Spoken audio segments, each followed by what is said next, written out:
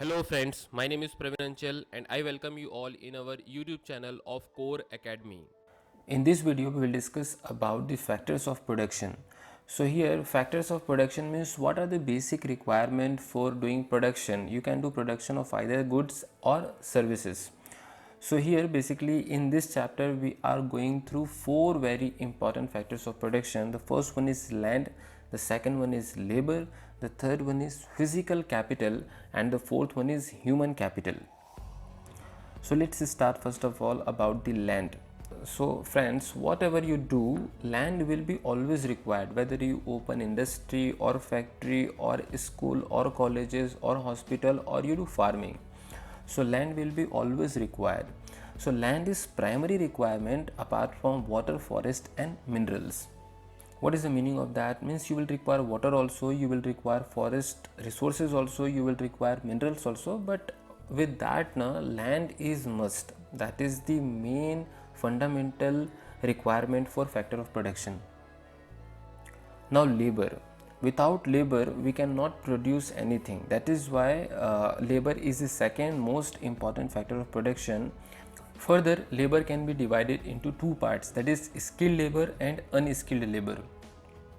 In some tasks we require skilled labor, for example teaching. So in teaching we require a skill.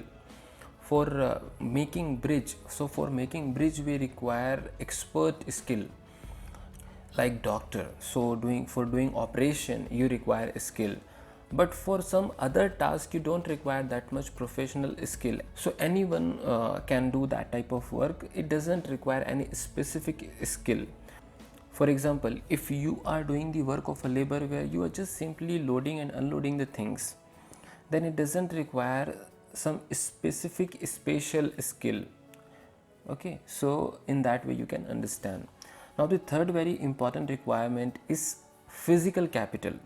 So physical capital, you can explain it like such a way that it is a kind of input that you are giving for the process of production, so that output can come. Okay, like if I'm using any machine for the production, if I'm using any tools and buildings, if I'm using raw material, or if I'm using money, so this all will be called as physical capital.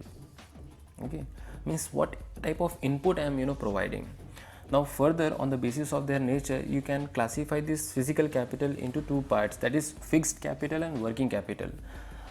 So the first one is fixed capital. So fixed capital is a type of capital where once you are using you will use it for a very long period of time.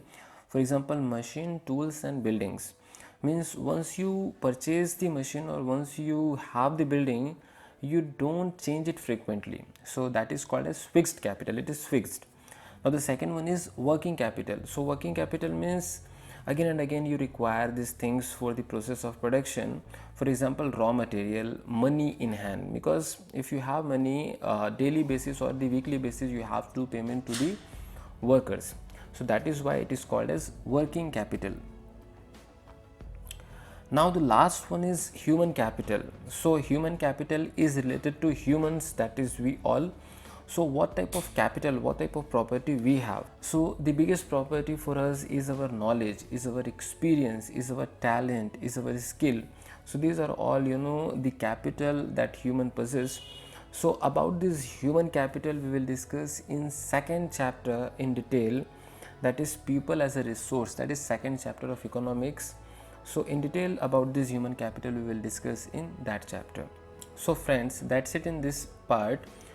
We will meet you in the next video where we will discuss about the activities in which farmers are involved, and we will take farming activity in that part number 3.